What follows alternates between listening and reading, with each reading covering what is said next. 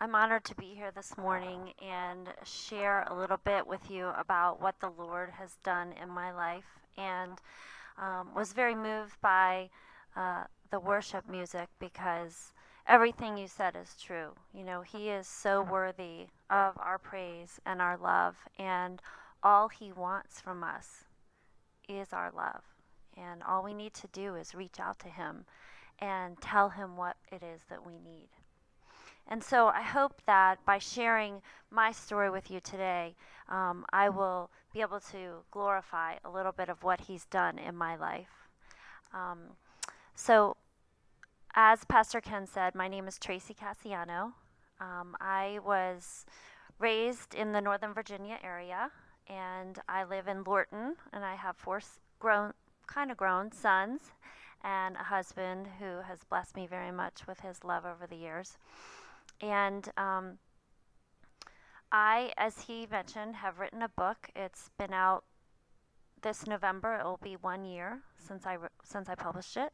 And this book is a very personal journey of faith and forgiveness for me. And I never would have imagined that I would be writing this book or sharing this with others. I kind of imagined that maybe someday I would write a book, but it would be very different from the one that I have today.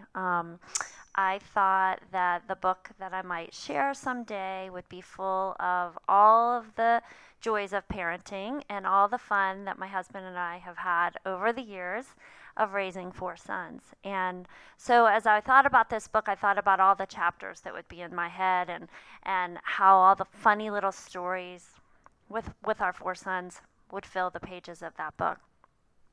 So you can imagine how surprised I was when I heard God tell me to write a very different book.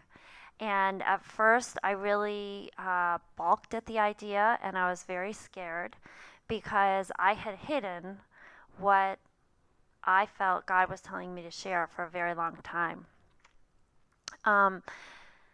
I was raised in a home with no religion and was an only child, and had a lot of hardship. My mom was an alcoholic, and my father sexually abused me starting at the age of 10. And so part of my journey towards forgiveness involved learning several lessons. And my first lesson that I learned was to never give up on God. Without having a formal education in religion or being exposed to it, I sought out faith on my own. And the only experience I really had with it was when I would go to a friend's house and have a sleepover, and the next morning her parents would invite me to come to church with them. And I always looked forward to it because it was very unfamiliar to me, and it felt like a really special occasion. And I liked everything about it. I liked getting dressed up. I liked the buildings. I liked the formality of it. And it really piqued my curiosity. And I remember asking my parents, why don't we go to church?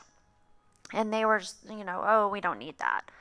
So, just like anything, if your parents say no, of course you want it, right? So, I really kind of sought out what I felt like I was missing something. And this continued for many, many years. And I remember one year my grandparents came to visit, and they lived in California, and I lived on the East Coast my whole life, and I was about 10 years old, and my grandmother came into my room to say goodnight, and she asked me, she said, "Do you ever pray?" And I was a little bit embarrassed, and I said, "I don't really know how." And I'll never forget, she said, "Just talk to God as if He's sitting here at the end of your bed." And that really changed everything for me, because suddenly I felt like I could talk to God and not be scared of saying the wrong thing. And that was extent of my religious education until I was older. We all know the verse from Jeremiah 29:10 to 12. For I know the plans I have for you, declares the Lord, plans to prosper you and not to harm you, plans to give you hope and a future. It's one of my very favorite. But I have to admit that there was a time in my life when I thought that was a lie, because I didn't understand why, if God was there and loved me, why he wasn't helping me during my traumatic childhood.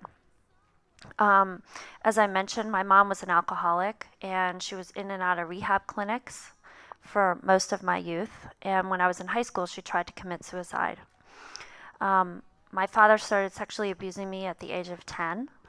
And even at that young age, I knew that what we were doing was wrong. And if I tried to question him, he would say, well, we both love each other, right? And I would say yes. And he would say, well, then no one's getting hurt. We had one room in our house that had air conditioning, and it was he was a photographer, and he had a dark room, and to preserve all the chemicals and the paper, he needed it to be air conditioned because, as you know, in Northern Virginia in the summer, it gets very hot.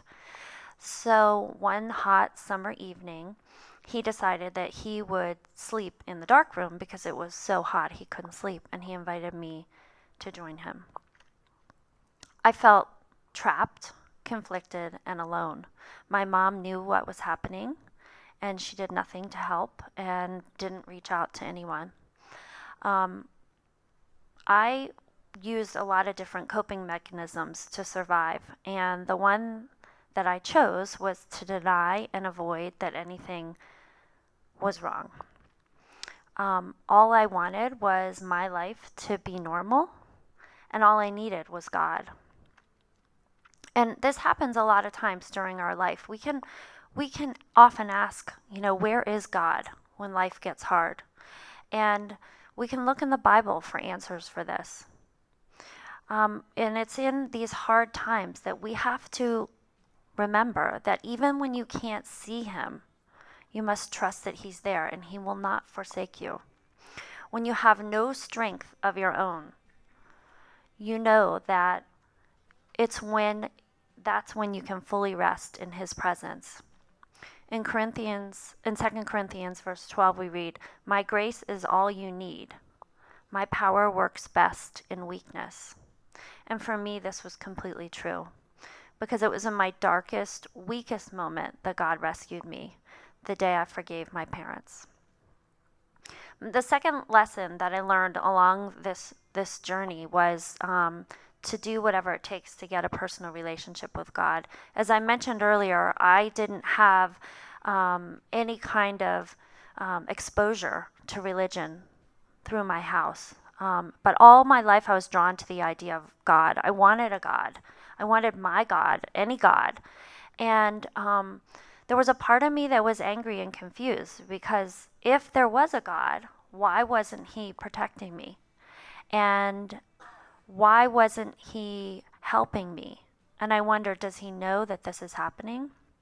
Does he know how much I hate my mother and my father? If so, why isn't he helping me? I survived the physical and emotional abuse, and no one ever knew. On the surface, my life looked completely normal.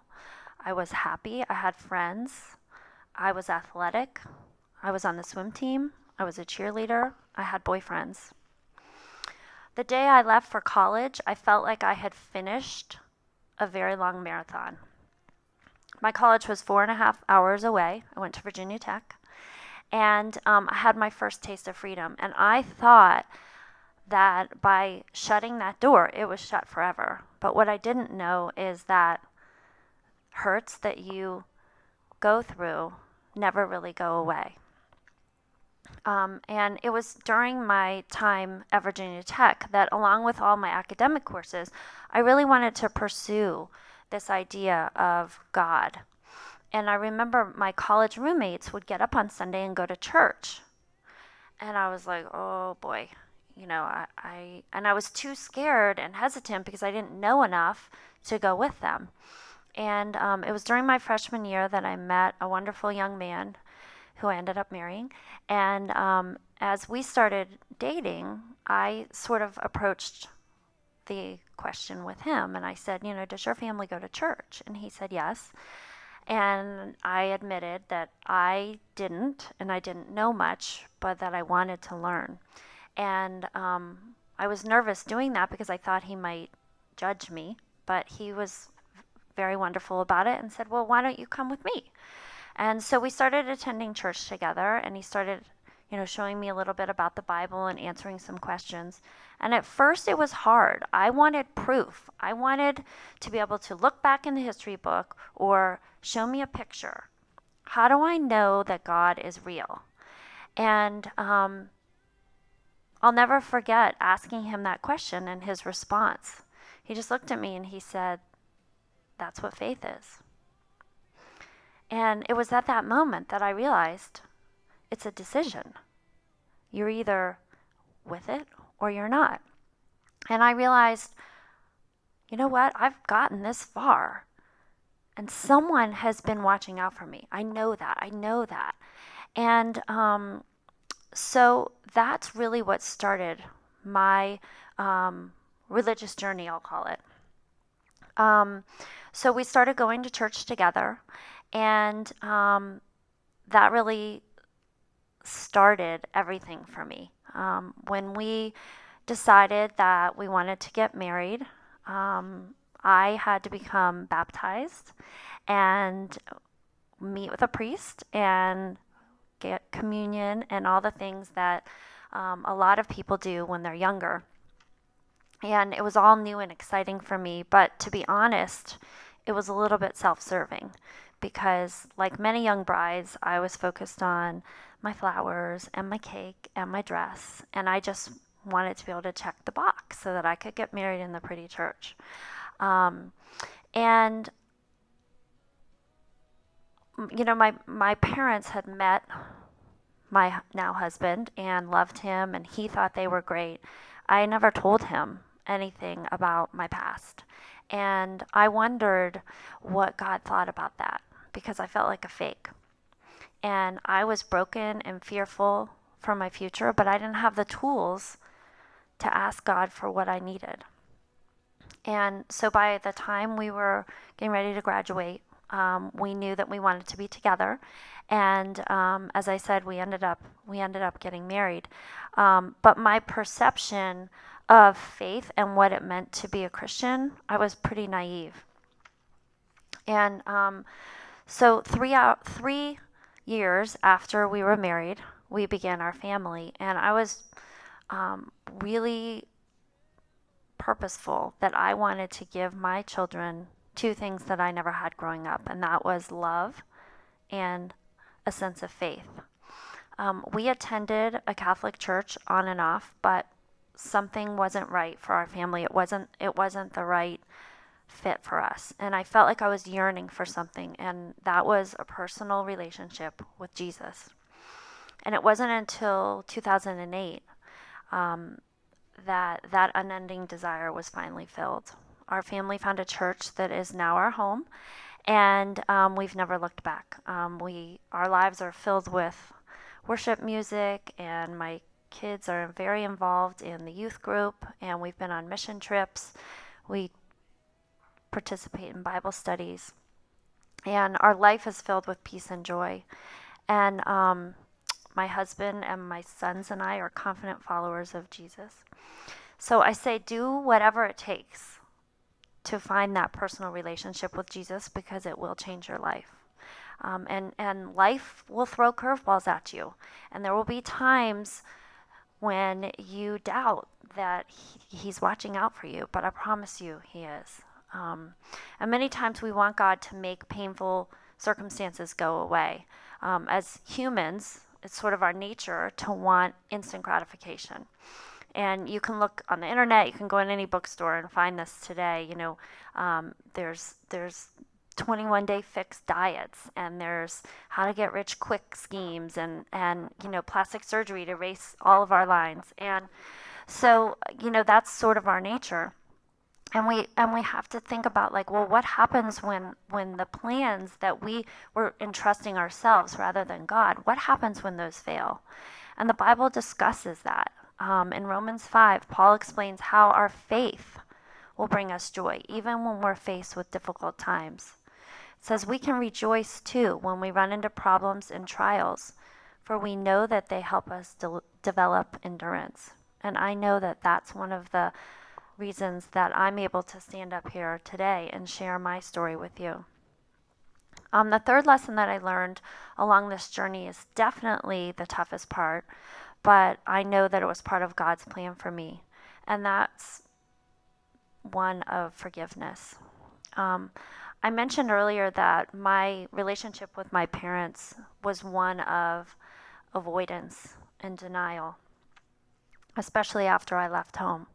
The funny thing is that no matter how hard you try to hide from something, when it hurts, it's often lurking in the dark, waiting for you. And the first time this happened to me, I'd been married for just 2 years, and my husband knew nothing of my past. And I sort of was at the point where I felt like, well, I can't tell him now because then, like I'm too far in. We dated for 5 years. We've been married for 2 years. I can't tell him now. But I felt that this secret that I had reached its boiling point. And like I said, my husband knew nothing about my past with my parents. He suspected that my mom had a problem with alcohol, but never really said anything. But it became more evident when she had a stroke at the age of 49. The night that I told my husband about my past was wonderful and terrible all at the same time. It was great for me to finally have somebody to share it with. And it was terrible because my husband's reaction was not what I expected. He was very angry and very upset with my parents. And I panicked, thinking, oh, no, like everything's okay. Everything's fine. This is what I do. Like nothing's going to change. But everything had to change. And I didn't know how to do that. And after that night, my husband's attitude towards my parents drastically changed. And it made things very difficult for me. And I started to wonder if I'd made the wrong choice telling him. Because I just wanted everything to be normal. That was my goal in life, was I just need everything to look good. And so what we decided was that we would take some time as a couple to process what this meant for us. And we ended up deciding that the best thing for us was to have some space with my parents. And fortunately, that became a little bit easier because they moved to the West Coast. And so I'd like to point out that in the Bible, James talks about this. He talks about what it feels like sometimes when you feel like giving up. Because when I saw that my husband was so upset and that suddenly everything that I had tried my whole life to protect myself from was in front of me, I was confused, and I felt like, well, maybe I'm giving up. And in the Bible, James talks about this. He says, you know that under pressure, your faith life is forced into the open and shows its true colors. So don't try to get out of anything prematurely. Let it do its work so that you become mature and well-developed, not deficient in any way. And when we feel alone in our struggles, we often don't know that God is watching over us, keeping an eye on us. And at that moment, I felt like, wait, God, what are you doing? Why is my husband so upset about this? This is going to change everything. I can't do this. My relationship with my parents, that of avoidance and denial, continued for 17 more years. And I really didn't like it. It made me feel very uncomfortable. And like I said, I felt like a fake.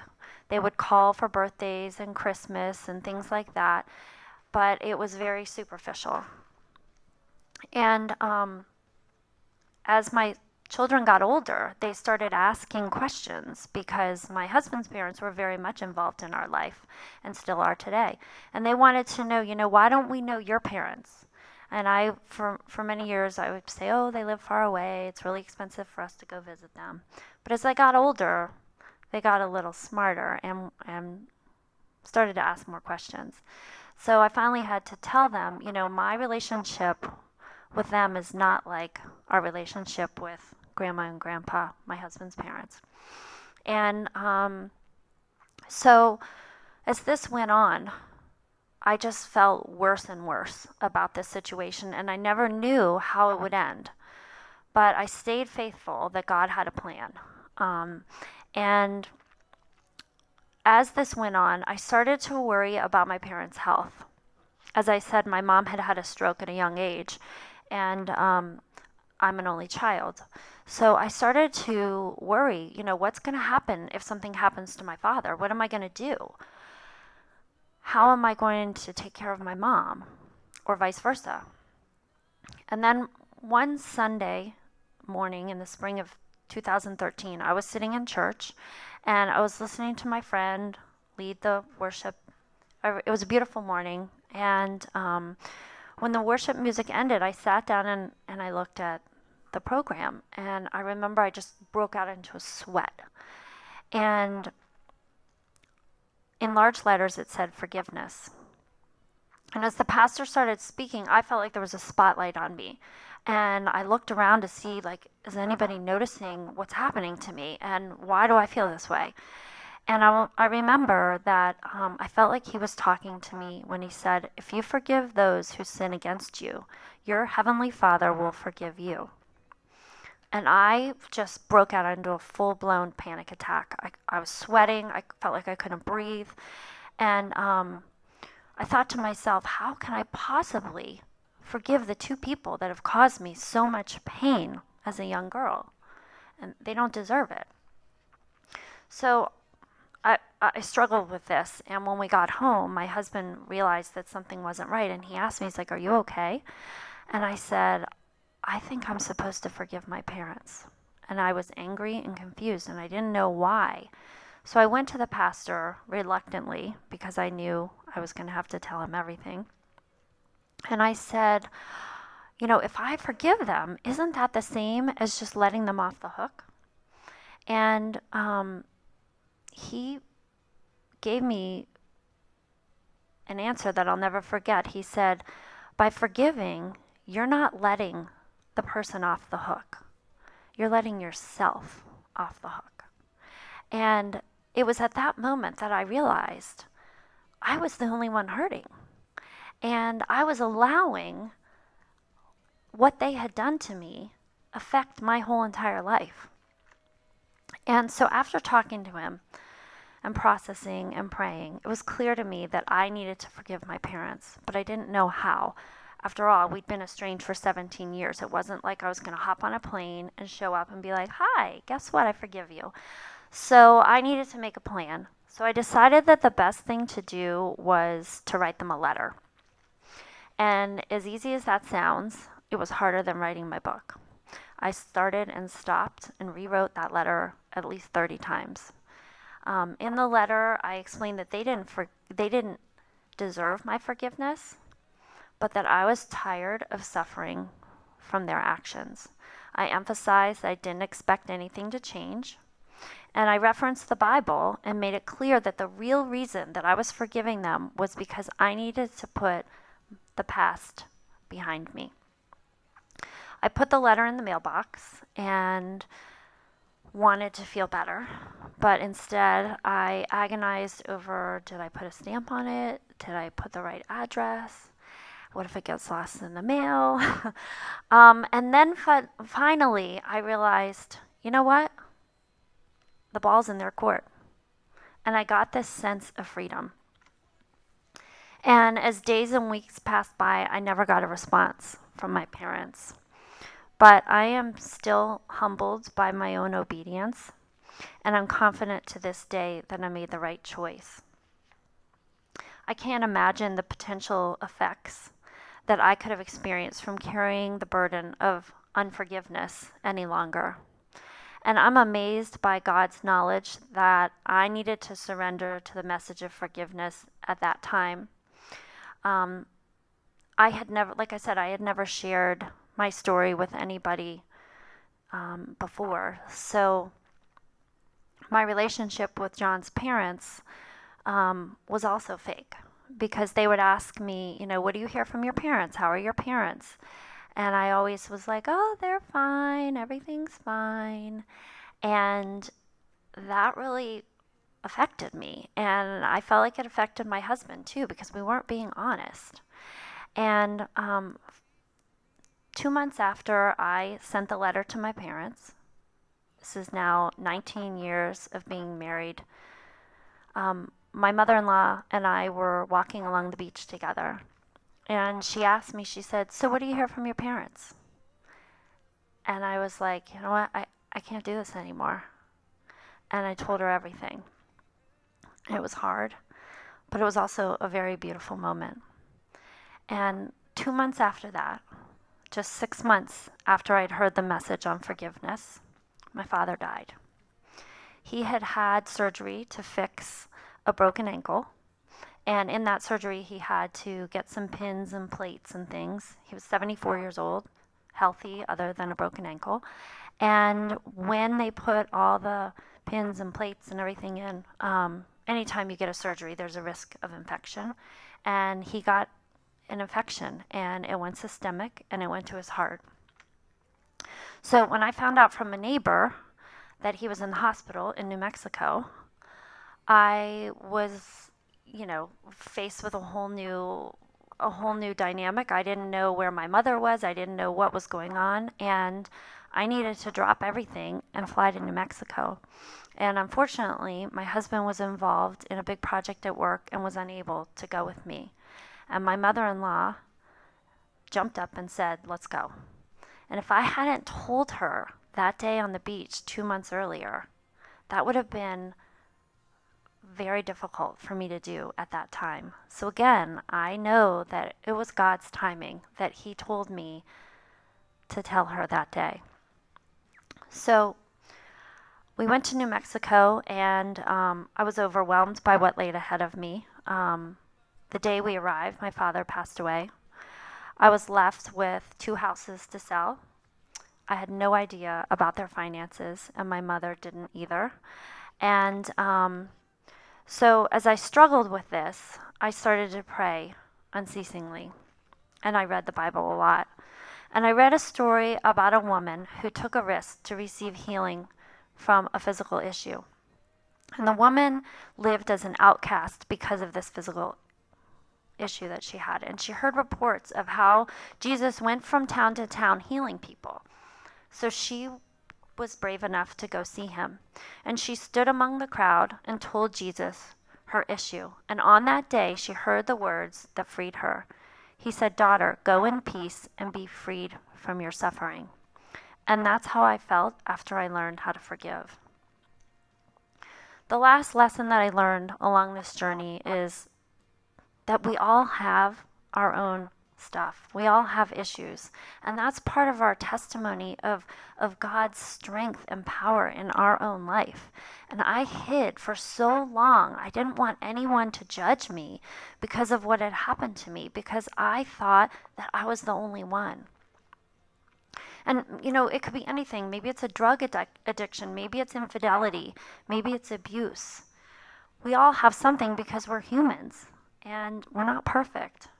Until 4 years ago, I had only told 4 people about my past. One of these people was a Christian counselor who I met with after my father died. When I returned from New Mexico, I was a mess. And I not only was overwhelmed by what faced me with my parents' affairs, but also all the emotions that I had held on to for so long finally rose to the top. And I remember, trying to get up the nerve to go see this counselor because I thought, I really don't want to tell anybody else. But I did. And Actually, the way I met this woman was I was at a women's retreat at a women's conference, and she was one of the speakers, and she was telling a story about her sister, and she said that her sister had been to hell and back in the past year, and I was like, oh, I have too. I was there. Did you see me there? So I met up with her afterwards, and I asked her for her card, and I shared with her everything that had happened. And like I said, my mom was a stroke victim, so she had relied on my dad for everything. And so I became my mom's legal guardian, and I ended up moving her from New Mexico here to Virginia. Now she lives 10 minutes away from my family. But it was during these sessions together that this counselor told me, she was like, wow, you have quite a story. And I thought she meant like, I was like number one basket case on her list. But she said something to me. She said, would you ever consider sharing your story with others? And I was like, are you insane? I didn't even want to tell you. So I was going to my car that afternoon, and I was replaying that in my head, and I was really upset, and I was angry. Why would she say that? Why would she ask me that? Why would I ever want to do that? But there was something that I couldn't get out of my head. She said, what if you had had somebody share a story similar to what you were going through? How would that have affected your life? And I knew, even though I tried really hard to ignore it, that it was God tapping me on the shoulder saying, you need to do this. So here I am today, and I've written this book, and the reason I share my story is not only to glorify our wonderful God as an example of his power and his love for all of us, but also I hope that by sharing my personal journey, I can help others who might be struggling with hope or healing or finding their purpose in life. Because I found that by fully relying on him is how I've gotten to be who I am today. So thank you so much for allowing me to share with you today, and I hope you have a wonderful afternoon.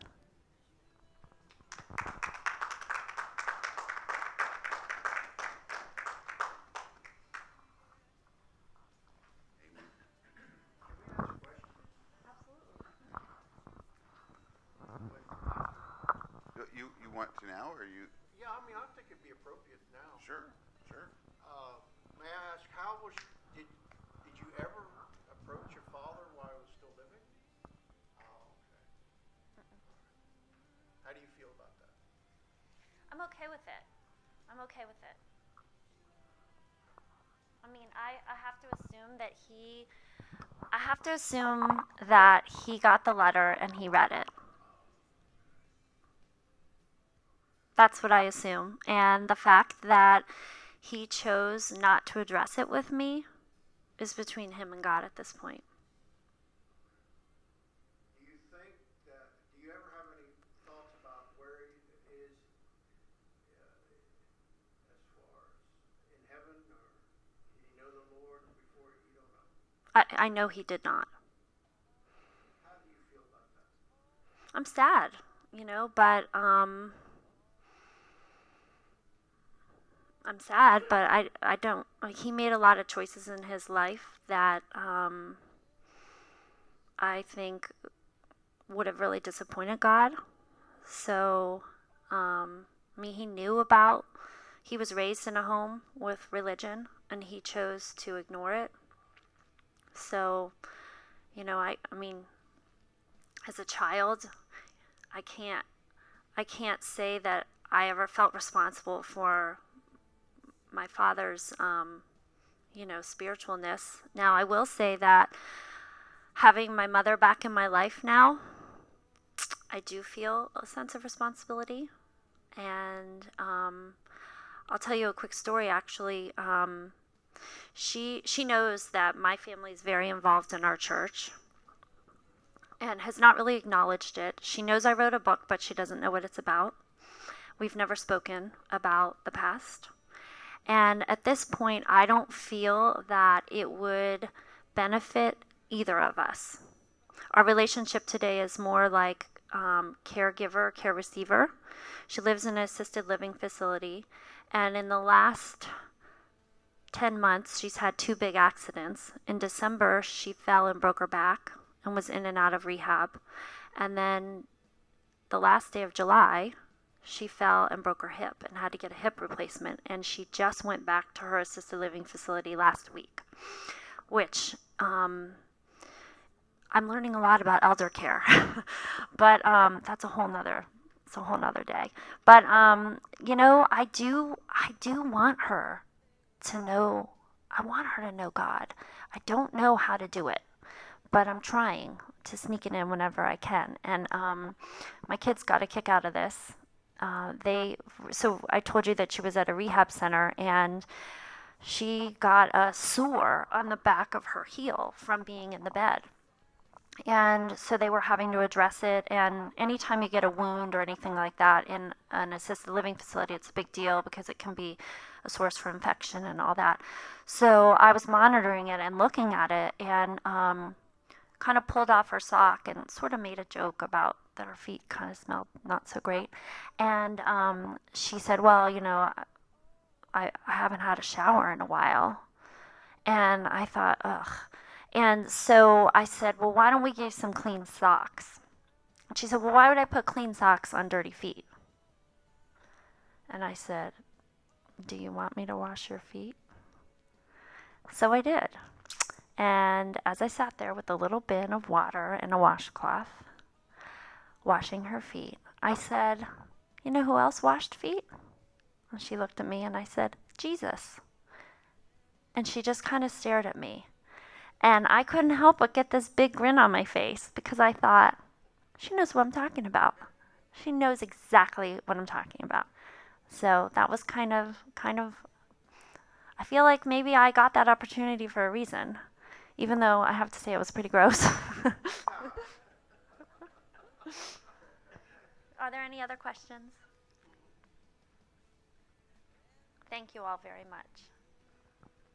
All right. Thank you, Tracey. All right. Praise the Lord.